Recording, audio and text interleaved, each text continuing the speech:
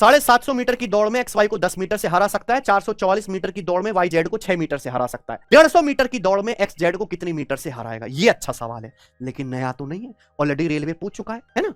पूछा x Z को कितने मीटर से हराएगा। 3 लोग हैं यहाँ पे, एक्स वाई और जेड। बहुत बढ़िया, देखो पहली बात समझो। पहली लाइन क्या बोला है?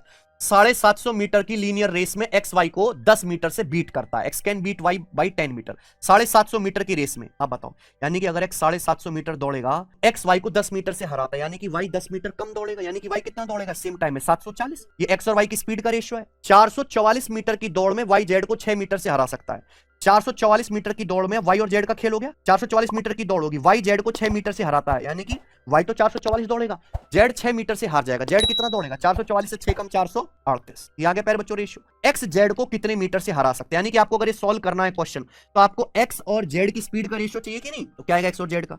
सीधी सीधी गुणा, क्योंकि वाई तो क्या कट जाएगा ना, तो कट नहीं है यहाँ पे आपको, ये भी यहाँ पे 0 कट जाएगा। 74 से 444 6 बार जाएगा। 37 से 111, तो 37 दिया है ना, 111 होता है, तो 37 से कटना ही था, तो 74 से कितनी बार जा रहा है? पूरा पूरा 6 बार। ये बताओ बच्चों। और 6 से 6 सत्ते 42, 6 तिया 18, यानी कि 75 रेशियो 73।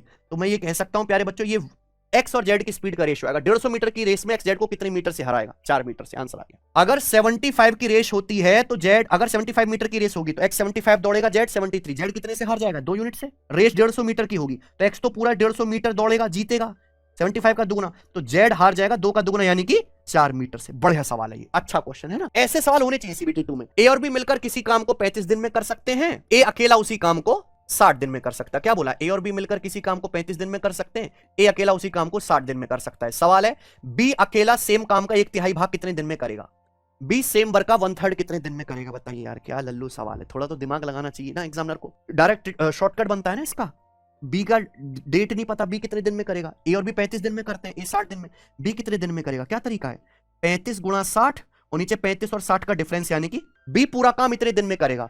पूछा बी सेम काम का 1/3 कितने दिन में करेगा? 1/3 काम कितने दिन में करेगा? 1/3 से गुणा, ये आएगा ना, बताओ। 15 चौका 60 और 15 पंजे 75, 5 से 35 7 बार, यानी कि 28 दिन में। तो बी सेम काम का 1/3 करेगा 28 दिन में।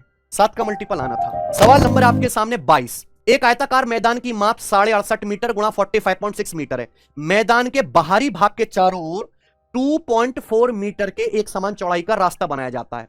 A path of uniform width 2.4 metre is constructed around the outside of field। बाहर की ओर रास्ता बनाया जाता है 2.4 मीटर चौड़ा, ठीक है ना। पूछा find the difference between the outer perimeter of path and the perimeter of original field. Original field और जो पाथ का आउटर बाहरी परिमाप है, उनका डिफरेंस बताना है।